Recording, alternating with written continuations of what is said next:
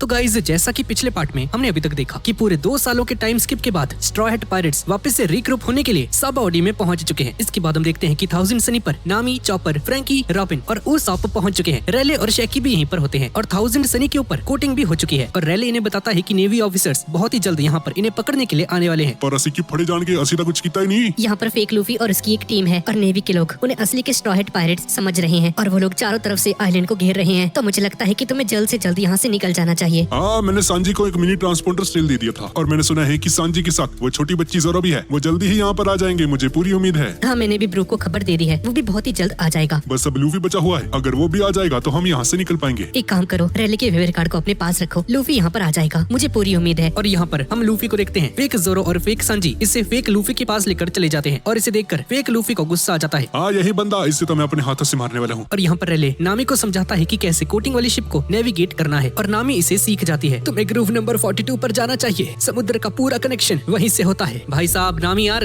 अच्छी हो गई है वैसे नामी। अब वहाँ से तुम सभी लोग फिशमैन आइलैंड के लिए निकल सकते हो। लगता है मुझे उसे सांजी को कॉल करनी पड़ेगी। हाँ, उन्हें जल्दी बुला लो। यहाँ पर ग्रूव नंबर 41 में सांजी और जोरो आपस में भिड़ चुके हैं। भाई ये क्यों लड़ रहे हैं, इन्हें क्या हो गया? ये देखकर आसपास के लोग डर जाते हैं। अरे ये कितने ज्यादा स्ट्रॉन्ग हैं। दोनों एक दूसरे को कड़ी टक्कर दे रहे हैं। तुम पहले से ज्यादा ताकतवर हो चुके हो छोटी बच्ची। हाँ मैं मानता हूँ, मैंने 2 साल तक ट्रेनिंग की है, लेकिन सांजी के बच्चे तो मुझे कभी नहीं हरा सकते। और जैसे ही ये दोनों एक दूसरे के साथ लड़ने वाले होते हैं तभी फ्रैंकी की कॉल आ जाती है। दोनों ढक्कनों, नेवी के लोग यहाँ पर आने वाले हैं। उन लोगों ने हमें चारों तरफ से घेर लिया है। दोनों टहलना बंद करो और जल्दी से ग्रूव नंबर 42 पर आ जाओ। हम लोग वहाँ से फिशमैन आइलैंड की तरफ निकलने वाले हैं। ठीक है मैं समझ गया, आते हैं, चिल्लाते क्यों हो? और यहाँ पर फेक लूफी अपने सभी फॉलोअर्स से कहता है कि मेरा बहुत सारे लोगों ने अपमान किया है और उनमें से एक बंदा ये भी है। अब मैं इसे ऐसा सबक सिखाऊंगा जिसे ये कभी भूल नहीं पाएगा। लेकिन तुम सबके लिए भी एक सबक है, अगर तुम में से कोई भी फ्यूचर में गद्दारी कर भी निकलता है तो तुम लोगों के साथ भी यही होगा जो कि इस बच्चे के साथ होने वाला है। और लूफी की तरफ गन पॉइंट कर देता है। सांजी भाई ये चल के रहा है, यहाँ के सारे लोग मुझे बॉस क्यों कह रहे हैं? क्या कह रहे हो तुम? तुम्हें कोई बॉस नहीं बुला रहा, समझ गए ना? और जैसे ही ये लूफी पर हमला करने वाला होता है तभी चारों तरफ से बहुत सारे नेवी ऑफिसर्स इन सभी को घेर लेते हैं और कहते हैं कि हम लोगों ने तुम्हें चारों तरफ से घेर लिया है, अब तुम लोग यहाँ से भाग नहीं सकते हो। और ये सभी लोग नेवी ऑफिसर्स के साथ भिड़ जाते हैं और बोलते हैं कि तुम हमें पकड़ोगे, तुम जानते भी हो हमारे कैप्टन का नाम क्या है, स्ट्रॉ हैट लूफी, उसके ऊपर 400 मिलियन से भी ज्यादा की बाउंटी है, तुम लोग हमारा कुछ नहीं बिगाड़ सकते। और तभी फेक लूफी चिल्लाकर कहता है, हाय सुन, तेरे सामने जो नेवी का ऑफिसर खड़ा है ना, उसे एक शील्ड की तरह यूज कर और हम सभी के सामने एक रास्ता तैयार कर ताकि हम लोग यहाँ से भाग सके। ये सुनकर कारिबू उसी ऑफिसर को पकड़ लेता है जिसके पेट में इसने पिछले पार्ट में तलवार घुसा दी थी। अच्छा तो इसे एक शील्ड की तरह यूज करना है यहाँ। और इसे पकड़कर ऊपर उठा देता है, लेकिन इसे एक मीट शील्ड की तरह यूज नहीं करता है, इसे नीचे फेंक देता है। ये क्या कर रहा है? मेरा ऑर्डर क्यों नहीं फॉलो कर रहे तुम? इसने मुझसे झूठ कहा था, इसने कहा था कि इसने नेवी के लोगों को कांटेक्ट नहीं किया है और अपनी गन निकालकर इसे मार देता है। ये देखकर सभी नेवी ऑफिसर्स को गुस्सा आ जाता है। बस बहुत हो चुका, अब इनमें से कोई नहीं बचने वाला। और एक ऑल आउट वॉर शुरू हो जाती है। सभी लोग एक दूसरे को मारने में लगे हैं और एक कारिबो भी बहुत ज्यादा स्ट्रॉन्ग होता है क्योंकि इसने एक डेविल फ्रूट खाया है और इसकी ताकत है गीली मिट्टी। इसकी बॉडी के अंदर कुछ भी घुस जाता है, जैसे कि दलदल में सब कुछ घुस जाता है। इसकी पावर क्रोकोडाइल के साथ मैच करती है और सभी नेवी ऑफिसर्स को मारना शुरू कर देता है। और यहाँ पर फेक लूफी चिल्लाकर कहता है कि मारो, सभी नेवी ऑफिसर्स को खत्म कर दो, जो भी बंदा सबसे ज्यादा नेवी ऑफिसर्स को मारेगा वो मेरा राइट हैंड बन जाएगा। और तभी कोई इन पायरेट्स के ऊपर हमला कर देता है और बहुत सारे पायरेट्स को एक ही बारी में हरा देता है। ये क्या हो रहा है? यहाँ पर सेंटा मारू आ चुका है अपने पैसिफिस्तास को लेकर और सारे के सारे पैसिफिस्तास सभी पायरेट्स पर लेजर से हमला कर देते हैं। हम लोग तुम्हें जेल के अंदर बंद करके रखेंगे, तुम में से कोई नहीं बचेगा। ये देखकर सभी लोग डर जाते हैं और पैसिफिस्तास इन सभी न्यू वर्ल्ड के पायरेट्स को हरा देते हैं। सभी पायरेट्स डर जाते हैं और यहाँ से अपनी जान बचाकर भागने लगते हैं और कहते हैं कि बॉस कहाँ पर है, प्लीज हमें बचाओ। पर जब ये सभी लोग नकली लूफी को देखते हैं तो नकली लूफी ऑलरेडी यहाँ से भाग चुका है, डरपोक कहीं का। लेकिन इनकी किस्मत खराब है, सेंटा मारू इसके सामने ही खड़ा होता है। तू कौन है? हाँ, इसके साथ 2 पैसिफिस्तास भी हैं। इसे देखकर फेक लूफी डर जाता है। कौन है तू? हाँ, और सारे पायरेट्स चीयर अप करते हैं फेक लूफी को कि वो रहे हमारे pirate Luffy, straw hat Luffy, जिसके ऊपर 400 मिलियन बेरीज की बाउंटी है। तुम उसके सामने कुछ नहीं, मारो बॉस, उसे मारो। लेकिन फेक लूफी इन सभी के सामने अपना भांडा फूटने नहीं दे सकता।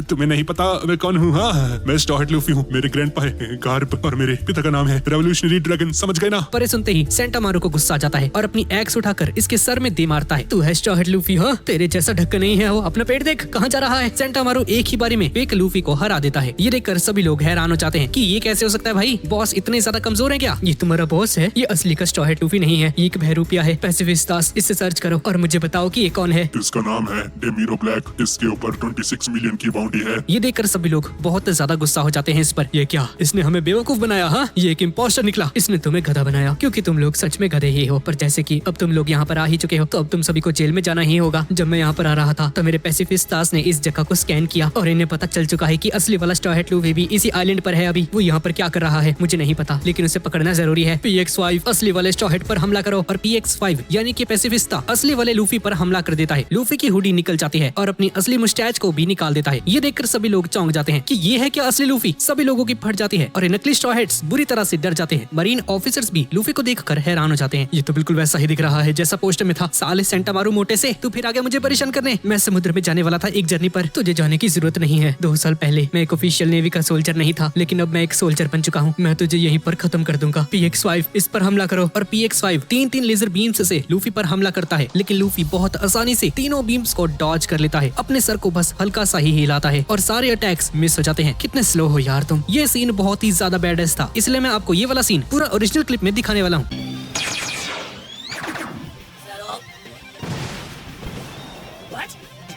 PX5 उड़ते हुए जाता है लूफी के पास और लूफी अपने सेकंड गियर में आकर हाकी का यूज करता है और जेडो पिस्टल से इस पर हमला करता है और ये अटैक बहुत ही ज्यादा फास्ट होता है और एक ही बार में इस पैसिफिस्टा को खत्म कर देता है। ये देखकर सभी पायरेट्स और नेवी के ऑफिसर्स हैरान हो जाते हैं। ये क्या है, इसने एक ही मुक्के में पैसिफिस्टास को तोड़ दिया। ये नहीं हो सकता। और सेंटामारू बाद में मिलते हैं, मैं जा रहा हूँ अभी। और लूफी अपना बैग लेकर यहाँ से भाग जाता है और तभी सांजी और जोरो दौड़ते हुए इसके सामने आते हैं। अरे सांजी जोरो, तुम लोग असली वाले हो ना? मुझे बहुत खुशी हुई तुम्हें दोबारा से देखकर। Black leg Sanji, pirate hunter, Roronoa Zoro, हाँ ये लोग भी यहाँ पर हैं। सच में स्ट्रॉ हैट क्रू यहीं पर है। एक पैसिफिस्टा इन पर भी हमला कर देता है, लेकिन जोरो और सांजी मिलकर इस पर एक कंबाइन अटैक करते हैं जिससे ये बच नहीं पाता है। मैंने पहले इसकी गर्दन तोड़ी। नहीं, ये मेरा काम था, मैंने इसकी गर्दन उड़ाई। अरे यार लड़ना बंद करो और जल्दी चलो। हाँ लगता है हमें चलना चाहिए। लेकिन दौड़ते हुए लूफी अचानक से रुक जाता है और पीछे मुड़कर अपने बैकपैक को रखकर चिल्लाकर कहता है, रेले दुद्दू आपका शुक्रिया। 2 साल में आपने जो कुछ भी किया उसके लिए आपका बहुत बहुत शुक्रिया। रेले को देखकर सभी नेवी ऑफिसर्स हैरान हो जाते हैं। हाँ ठीक है, मैं बस देखने आया था कि तुम सभी लोग सही सलामत हो या नहीं। लगता है तुम काफी ज्यादा ताकतवर हो चुके हो अब लूफी। हाँ सच में दद्दू, मैं बहुत ज्यादा स्ट्रॉन्ग हो चुका हूँ। ये सब कुछ आपकी ही वजह से हो पाया है। मुझे ट्रेन करने के लिए आपका शुक्रिया और मैं एक दिन पायरेट किंग बनकर ही रहूंगा, देख लेना। ये सुनकर रेले रोने लगते हैं। हाँ जाओ लूफी, मेरा आशीर्वाद हमेशा तुम्हारे साथ है। और सभी लोग यहाँ से चले जाते हैं और इसके पीछे बहुत सारे नेवी सोल्जर्स भी पड़ जाते हैं। मैंने लूफी को 1.5 साल तक ट्रेन किया और बहुत ज्यादा ताकतवर हो चुका है। रेले इन ऑफिसर्स के सामने जाता है। अगर तुमने इस लाइन को क्रॉस किया तो तुम सभी को मैं मार डालूंगा। और कोई भी इस लाइन को क्रॉस नहीं कर पाता है जो कि अभी रेले ने बनाई है और सभी लोग बुरी तरह से डर जाते हैं। यहाँ पर लूफी, सांजी और जोरो 1000 सनी की तरफ जा रहे हैं, लेकिन तभी सामने से कुछ सोल्जर्स आ जाते हैं। पर सोल्जर्स फाइट करने से पहले ही हार मान जाते हैं। ये सभी लोग डीमोटिवेट होकर नीचे अपने घुटनों पर बैठ जाते हैं। अबे ये क्या है, क्या हो गया तुम्हें? और तभी सांजी की नजर पिरोना पर जाती है और देखते ही समझ जाता है कि ये काम पिरोना का है जो कि लोगों को डीमोटिवेट कर देती है। जल्दी करो, मैंने तुम्हारा रास्ता क्लियर कर दिया है। तुझे करने को किसने कहा था पिरोना? हाँ अरे ओ, मैं ही तुझे यहाँ पर लेकर आई हूँ, ठीक है ना? तुम तो रास्ता ही भूल जाते हो। सांजी पीछे से पिरोना को सूंघने लगता है। असली की लड़की। अबे ठरकी, जल्दी कर, यहाँ से भागना होगा तुझे। सामने से बहुत सारी नेवी शिप्स आ रही हैं। अगर तुमने जल्दी नहीं किया तो तुम लोग पकड़े जाओगे, समझ गए ना? और तभी ऊपर से एक बहुत बड़ा पक्षी लेकर चॉपर आ रहा है। ब्रूक भी यहाँ पर आ जाता है। अरे क्या बात है ब्रूक, तुम यहाँ पर आ गए? हाँ, हमें लगा नहीं था कि तुम अपना स्टारडम छोड़कर यहाँ पर आओगे। ब्रूक इनके सामने एक गिटार लेकर आ जाता है। नामी, हाँ तो ब्रूक, क्या तुम हमारे लिए कोई गाना गाने वाले हो? हाँ कोई गाना नहीं, दरअसल नामी, क्या मैं तुम्हारी पैंट नामी को पता चल जाता है कि ये बंदा क्या पूछने वाला है, इसलिए इस पर एक लात पड़ जाती है। साले ठरकी ब्रूक, तू बिल्कुल नहीं सुधरा ना? पर लूफी, सांजी और जोरो भी यहाँ पर आ जाते हैं और जब सांजी ऊपर से नामी और रॉबिन को देखता है तो इसके नाक से खून की नदियां बह जाती हैं। इससे यकीन ही नहीं होता है कि ये दोनों इतनी ज्यादा सुंदर हो चुकी हैं। अरे ये क्या हो गया? चॉपर, सांजी का ट्रीटमेंट करो, इसे क्या हो गया? और लूफी फ्रैंकी को देखकर हैरान हो जाता है क्योंकि फ्रैंकी अब पूरी तरह से बदल चुका है। अरे यार जल्दी करो, हमें यहाँ से भागना होगा, नेवी की शिप हमारे पीछे आ रही है। और तभी 3 नेवी के शिप्स यहाँ पर आ जाते हैं इन पर हमला करने के लिए। लगता है हम लोग अब नहीं बचने वाले हैं। लेकिन तभी बोआ हैनकॉक यहाँ पर आ जाती है और अपने स्लेव एरो का यूज करके 3 कैनन बॉल्स को डुबा देती है और सभी लोग सोचने लग जाते हैं कि ये तो कूजा पायरेट है, ये हम पर हमला क्यों कर रही है? ये तो एक वॉरलॉर्ड है ना। किसकी इतनी हिम्मत हुई? मेरे रास्ते के सामने 3 नेवी शिप्स रखी हुई हैं। सभी नेवी ऑफिसर्स हैरान हो जाते हैं बोआ को देखकर कि ये यहाँ पर क्या कर रही है। और रॉबिन नामी को बोआ के बारे में बताती है कि ये पायरेट एम्प्रेस बोआ हैनकॉक है और इसके सभी सोल्जर्स को कूजा पायरेट्स कहा जाता है और सारी की सारी वॉरियर फीमेल्स हैं। और मैंने तो सुना है कि उनकी एम्प्रेस बोआ हैनकॉक बहुत ज्यादा खूबसूरत है, जो उसे देखता है उसके प्यार में गिर जाता है। वो सब उसे देखता है। अरे हाँ, ये तो काफी ज्यादा खूबसूरत है। वो सब भी इसके प्यार में गिर जाता है और अपना सांजी तो है ही ठरकी। क्या? एक सेकंड रुको, मुझे देखने दो जरा। अरे ये तो तो बहुत ही ज्यादा खूबसूरत है। क्या बात है, क्या आंखें हैं। अच्छा तो तुम हैंकॉक की बात कर रहे हो? हाँ, वो मेरी दोस्त है। ये सुनकर सांजी को बहुत गुस्सा आ जाता है। साले लूफी, मैं कैसे आइलैंड पर फंस गया था जब जहाँ सबके सब क्वीर्स थे, और तो ऐसे आइलैंड पर फंस गया जहाँ पर सारी कुड़ियां हैं। ये बहुत ज्यादा नाइंसाफी है भाई। और हम देखते हैं कि पिरोना, हरकुलिस और ऐसे ही बहुत सारे लोगों ने स्काइपिया के जो ग्रैंड पास थे, ये सभी लोग इनकी हेल्प करते हैं यहाँ से निकलने के लिए। बर्डीज भी इनकी हेल्प करते हैं और कामाबाका किंगडम के क्वीर्स भी इनकी हेल्प करते हैं उन नेवी ऑफिसर्स को रोकने के लिए, ताकि ये लोग सही सलामत यहाँ से जा पाए। और लूफी सभी से चिल्लाकर कहता है, ठीक है सेल सेट करो, अब हम अपने नए सफर के लिए निकलने वाले हैं। और अपने कैप्टन लूफी के कमांड के साथ ही ये सभी लोग अपने नए सफर के लिए तैयार हो जाते हैं और सेल सेट कर देते हैं। और अब इनकी शिप धीरे धीरे समुद्र के नीचे जा रही है और सभी लोग बहुत ज्यादा खुश हो जाते हैं। अच्छा लग रहा है भाई, वापस से आ गए सभी लोग। मैं कितना सेल्फिश हूँ ना, मैंने कहा था कि हम लोग 3 दिन बाद मिलने वाले हैं, लेकिन हम 2 साल बाद मिल रहे हैं। मेरी बात सुनने के लिए तुम सभी का बहुत बहुत शुक्रिया। और इस सभी लोग समुद्र के नीचे अपने नए सफर के लिए निकल जाते हैं। और यहाँ पर हम कारिबो को देखते हैं, जिसने उन सभी फेक स्ट्रॉहेड की पायरेट्स को पकड़ लिया है।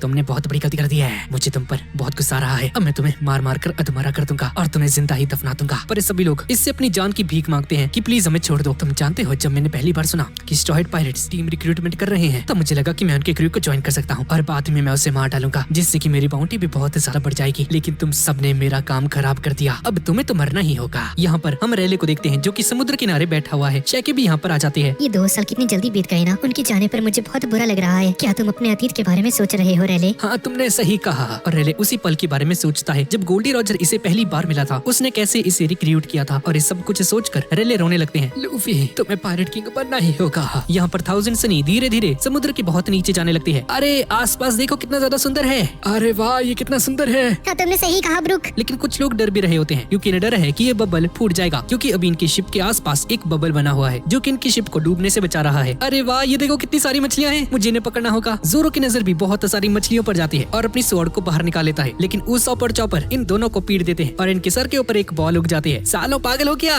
उस बबल को फोड़ दिया तो हम डूब जाएंगे। साली जोरो, पागल हो गया तू? 2 साल में बिल्कुल नहीं बदला। सांजी नामी से पूछता है कि हमें क्या करना चाहिए और क्या नहीं करना चाहिए ताकि हम लोग सुरक्षित रहें। हाँ, मैं तुम्हें बताती हूँ सांजी। लेकिन नामी की फिगर देखते ही सांजी के नाक से खून निकलने लगता है और इसका इतना ज्यादा खून बहता है कि उस खून के प्रेशर की वजह से पीछे की तरफ चला जाता है। अबे सांजी हट जा। सांजी हट जाओ, वो टूट जाएगा। और इसकी नोज ब्लीड की पावर इतनी ज्यादा होती है कि ये बबल को क्रॉस करके पानी के अंदर चला जाता है। लूफी सांजी को पकड़ता है अपने हाथ को स्ट्रेच करके और सांजी को वापस से बबल के अंदर खींच लेता है। और अब सांजी की हालत खराब हो चुकी है। सांजी का बहुत ज्यादा खून बहा है, लेकिन ये बंदा नामी के प्यार में पागल है और इसे कोई भी फर्क नहीं पड़ता है।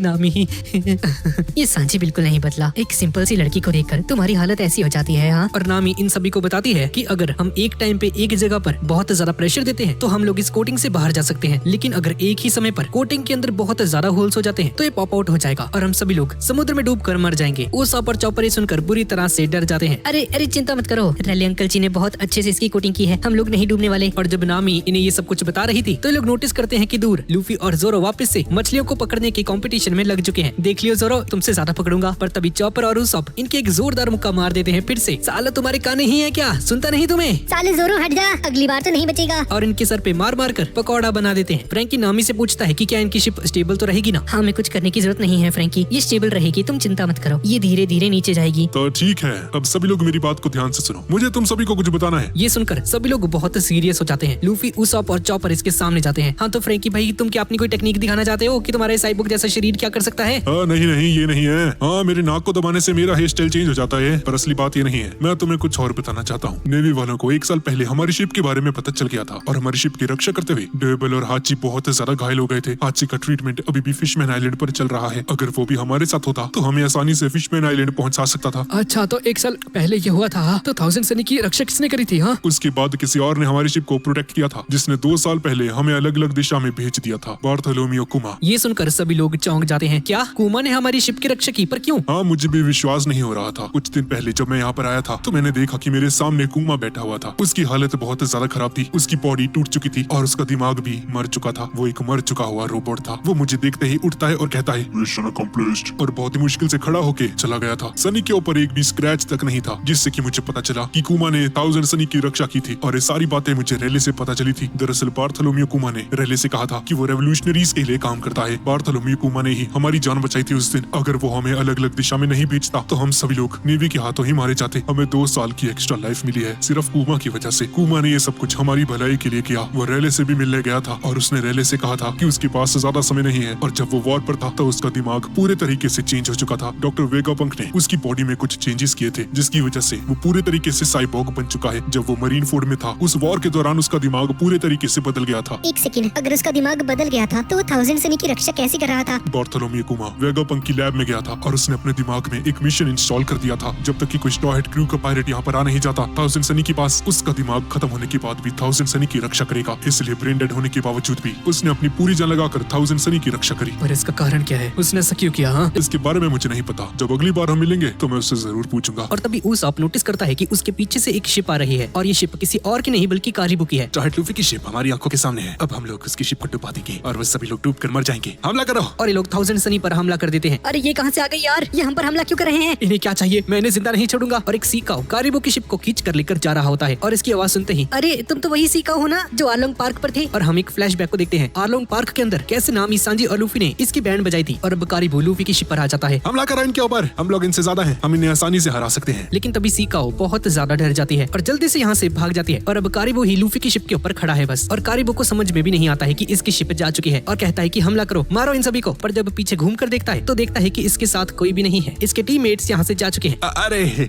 मुझे माफ कर देना, मुझसे गलती हो गई। मैं उनका स्लेव था, वो मुझसे काम करवाते थे। मैं तो तुम्हारी बहुत इज्जत करता हूँ, मैं तुम्हें क्यों मारना चाहूंगा यार।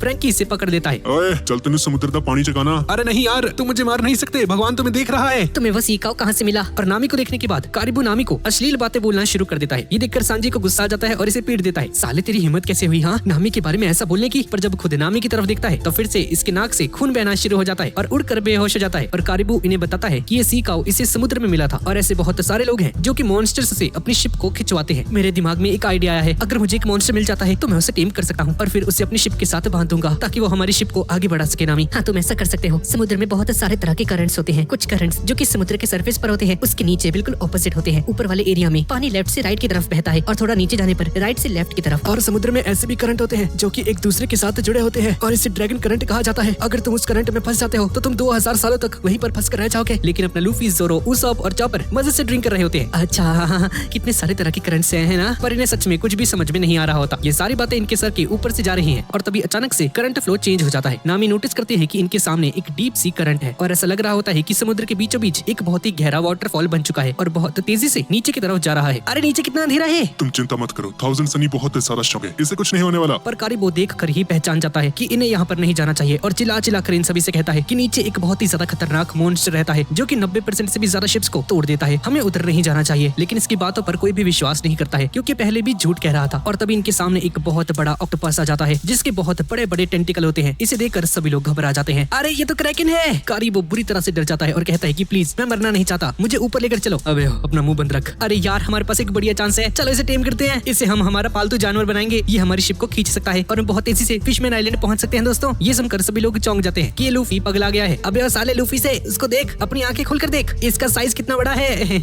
ये हमें ऐसे ही मसल देगा बेवकूफ। अरे यार तुम टेंशन मत लेते हो, सब ये सब मुझ पर छोड़ दो। कारिबू सोचता है कि यहाँ पर ये सभी लोग पागल हो चुके हैं, ये इतने ज्यादा रिलैक्स्ड कैसे हैं, इन्हें डर नहीं लगता क्या? नामी चिंता मत करो, मुझे बस इस क्रैकन के पास लेकर चलो, मैं सब कुछ संभाल लूंगा। और तभी कोई चिल्लाकर कहता है कि हम तुम्हें बचाने के लिए आ रहे हैं। और तभी कारिबू देखता है कि इसके टीममेट्स वापस आ चुके हैं इसकी जान बचाने के लिए। लेकिन ये लोग क्रैकन के बहुत पास आ जाते हैं और क्रैकन अपने टेंटिकल से इन्हें पकड़ लेता है और इनकी शिप को तोड़ देता है और अब सभी के बाहर जाने की आशा भी टूट जाती है। कारिबू की शिप को तोड़ने के बाद ये क्रैकन 1000 सनी की तरफ आगे बढ़ता है और इस पर हमला कर देता है। लूफी और जोरो आगे बढ़ते हैं और कहते हैं कि हम इसे खत्म कर देंगे, लेकिन उसॉप इन दोनों को रोक देता है। अबे सालो तुम्हें समझ नहीं आता क्या? अगर तुम लोग यहाँ से लड़ते हो तो तुम कोटिंग को तोड़ दोगे बेवकूफो, हम सभी लोग मर जाएंगे डूबकर। फ्रैंकी 1000 सनी की मॉडिफाइड टेक्निक का यूज करके किसी तरह से 1000 सनी को पीछे लेकर आता है और क्रैकन के हमले से बचा लेता है। लेकिन टेंटिकल्स बहुत ज्यादा बड़े होते हैं। लूफी क्रैकन को मारने के लिए आगे बढ़ता है लेकिन चॉपर इसे रोक देता है। लूफी तुम्हें समझ क्यों नहीं आ रहा? हाँ तुम उसके साथ नहीं लड़ सकते हो। पर चॉपर अगर मैं नहीं लड़ता हूँ तो हम सभी लोग मारे जाएंगे। और कारिबू इन सभी को एक प्लान समझाता है, इन सभी को कोटिंग कर देता है और कहता है कि इसका यूज करके अब तुम समुद्र में जाकर लड़ सकते हो। अरे वाह क्या बात है, ये तो बढ़िया है। लूफी, सांजी और जोरो तीनों समुद्र में निकल जाते हैं उस क्रैकन को हराने के लिए। सांजी, जोरो तुम उसका ध्यान बटाओ, मैं उस पर हमला करके इसे मार गिराऊंगा। और क्रैकन 1000 सनी पर हमला कर देता है। फ्रैंकी अपने रॉकेट लॉन्चर का यूज करके इस क्रैकन के एक टेंटिकल को डिफ्लेक्ट करता है और चॉपर भी 1000 सनी को बचाता है। पर 1000 सनी पर एक बहुत बड़ा हमला हो जाता है और ऊपर से सीधा नीचे गिरने लगती है। और जैसे ही नीचे टकराने वाली होती है, रॉबिन अपनी डेविल फ्रूट की ताकत को यूज करती है और समुद्र के नीचे दो बहुत बड़े बड़े हाथ आ जाते हैं और 1000 सनी को बचा लेती है। पर इस पावर का यूज करने की वजह से रॉबिन बहुत ज्यादा थक जाती है। शुक्र है हम लोग बच गए। ठीक है रॉबिन, अब तुम चिंता मत करो, अब सब कुछ मुझ पर छोड़ दो। जिसके बाद जोरो और सांजी अपने काम पर लग जाते हैं। अब समय हो चुका है तुम्हें पीट कर टेम करने का। लूफी एक बहुत बड़ी सांस लेता है और चिल्लाकर कहता है गेट हर्ड और फूक मार के अपने हाथ को बहुत ज्यादा बड़ा कर लेता है। लेकिन समुद्र में होने की वजह से अभी लूफी का हाथ बहुत ज्यादा ज्यादा दर्द कर रहा है, जिसके बाद अपने हाथों में आर्मामेंट हाकी का यूज करता है।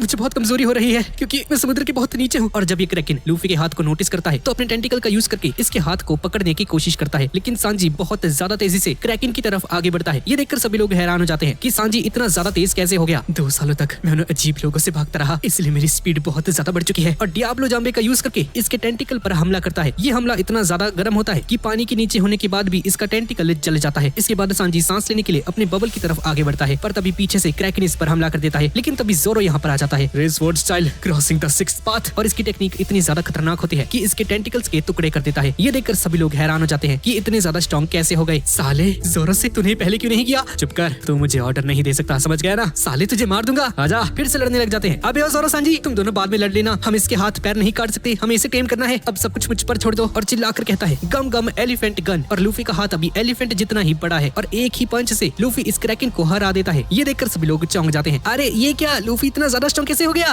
अरे 2 साल में इसने ऐसा क्या कर लिया? ये तो कमाल हो गया, लूफी समुद्र के नीचे है। और फिर भी इतना ज्यादा स्ट्रॉन्ग है, ये कैसे हो गया भाई? अगर अभी बाहर होता तो बहुत ज्यादा स्ट्रॉन्ग होता। और तभी इस क्रैकन के नाक से एक बहुत बड़ी शार्क बाहर निकलती है। ये शार्क अटक गई थी, लेकिन लूफी के पंच की वजह से ये शार्क बाहर निकल जाती है और निकलकर थैंक यू कह के यहाँ से चली जाती है। और जैसे ही लोग 1000 सनी पर वापस जाने लगते हैं तो नीचे एक बहुत ही खतरनाक वाटर फ्लो तैयार हो जाता है और उस वाटर करंट में सभी लोग खींचे चले जाते हैं। क्रैकन, 1000 सनी, लूफी, सांजी, जोरो, ये सभी लोग नीचे की तरफ बहुत तेजी से जाने लगते हैं। और अभी 1000 सनी बहुत ज्यादा तेजी से नीचे जाने लगती है। फ्रैंकी सेल को ओपन कर दो जल्दी, हमें करंट के बीचों बीच रहना होगा। और अगर ये लोग अभी इस करंट के साइड में चले जाते हैं तो 1000 सनी टूट जाएगी। कुछ देर बाद उस सबको होश आता है। अरे मैं कहाँ हूँ? क्या ये स्वर्ग है क्या? और ये क्या, यहाँ पर इतना अंधेरा क्यों है? और रॉबिन बताती है कि हम लोग जोरो, लूफी और सांजी तीनों को खो चुके हैं। ये सभी लोग अभी डीप सी के अंदर पहुंच चुके हैं, जहाँ पर बहुत खतरनाक जानवर है। फ्रैंकी अपनी निप्पल लाइट जलाता है। जी हाँ गाइस, इसके निप्पल्स पे लाइट है। चारों तरफ बहुत सारी खतरनाक फिशेज हैं और ये सभी लोग बुरी तरह से डर जाते हैं और यहाँ से जल्दी से निकल जाते हैं। और इनके सामने एक बहुत बड़ी जेलीफिश आ जाती है और 1000 सनी को जकड़ लेती है। और ये जेलीफिश अपना एक टेंटिकल 1000 सनी के अंदर भी घुसा देता है। चॉपर इसे पकड़ने की कोशिश करता है। छप्पर रुक जा, वो जहरीला हो सकता है। और तभी एक बहुत बड़ी सी डीप सी फिश यहाँ पर आ जाती है और 1000 सनी और जेलीफिश को खाने की कोशिश करती है, लेकिन फ्रैंकी कूडो बर्स्ट का यूज करके बहुत सारी हवा बाहर निकालता है और इनकी शिप आगे चली जाती है और ये फिश इस जेलीफिश को खा जाती है। अरे यार, बाल बाल बच गए हम तो। लेकिन कूडो बर्स्ट की वजह से 1000 सनी के अंदर हवा कम हो चुकी है। जब हम कूडो बर्स्ट का यूज करते हैं तो बहुत सारी हवा पीछे की तरफ जाती है। अगर अभी हम लोग बाहर होते तो ज्यादा दिक्कत नहीं होती, लेकिन अभी इस गहरे समुद्र में हमें बहुत ही सीमित हवा मिलेगी, इसलिए हम ज्यादा इसे यूज नहीं कर सकते हैं। और तभी ये लोग नोटिस करते हैं कि जिस फिश ने उस जेलीफिश को खाया था वो भी मर जाती है, क्योंकि ये जेलीफिश जहरीली थी। ये सभी लोग सांजी, जोरो और लूफी को ढूंढने की कोशिश करते हैं, लेकिन उन तीनों का कोई अता पता नहीं है। अरे ये देखो, यहाँ पर रस्सियां पड़ी हुई हैं। अरे कारीबो कहाँ गया? वो यहीं कहीं होगा, वो भागकर जा कहाँ सकता है? वो कहीं पर छुपा हुआ है, हमें उसे ढूंढना होगा। हम देखते हैं कि कारीबो एक ड्रम के अंदर छुपा हुआ है। यहाँ पर जो 3 फाइटर्स थे वो तीनों तो चले गए उस क्रैकन के साथ लड़ने के लिए। अगर मैं बाकी के स्टॉहेड्स को मारकर ऊपर चला जाता हूँ तो मेरे ऊपर बहुत ज्यादा बाउंटी हो जाएगी, मजा आ जाएगा। जब ये लोग फिशमैन आइलैंड पर कदम रखेंगे तो मैं इन्हें मार डालूंगा। लेकिन तभी फ्रैंकी इसे नोटिस कर लेता है और इसे उसी बक्से के अंदर सील कर देता है। साले तू तो मरेगा मेरे हाथों से, तुझे तो मैं समुद्र में फेंकूंगा। और उसके थोड़ी देर बाद ये लोग गलती से 1000 सनी को लेकर समुद्र की एक ऐसी जगह पर आ जाते हैं जहाँ पर समुद्र के नीचे बहुत सारे वोल्केनोज हैं और इरप्शन बस होने ही वाला है और बहुत मुश्किल से यहाँ से निकल जाते हैं। और एक एक करके इनके पीछे बहुत बड़े बड़े समुद्री जानवर पड़ जाते हैं और धीरे धीरे करके ये लोग कूडो बर्स्ट का यूज करते रहते हैं, जिसकी वजह से इनकी शिप के अंदर जो हवा थी वो कम होती जाती है। और आखिर में ये लोग ऐसे मॉन्स्टर के सामने आ जाते हैं जिसके सर में लाइट चलती है और इनकी शिप को खाने ही वाला होता है कि तभी यहाँ पर एक बहुत बड़ा जायंट मॉन्स्टर आ जाता है जो कि दिखने में इंसानों की तरह होता है और आकर इस फिश को एक टपली मारता है। तुम ऐसे ही किसी भी चीज को खा नहीं सकते, हमारा कैप्टन गुस्सा करेगा। इसे देखकर ये सभी लोग हक्के बक्के रह जाते हैं।